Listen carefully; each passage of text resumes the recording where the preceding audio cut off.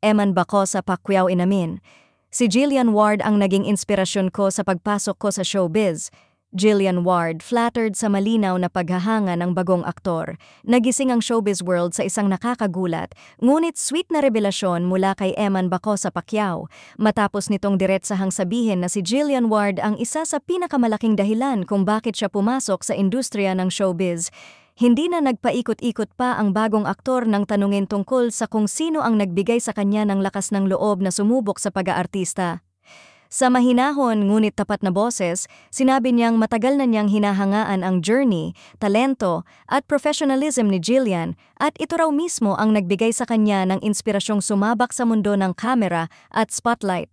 Malinaw na hindi lamang simpleng paghanga ang nararamdaman ni Eman, kundi genuine respect sa actress na ilang taon nang namamayani bilang isa sa pinakamaningning na young stars ng GMA.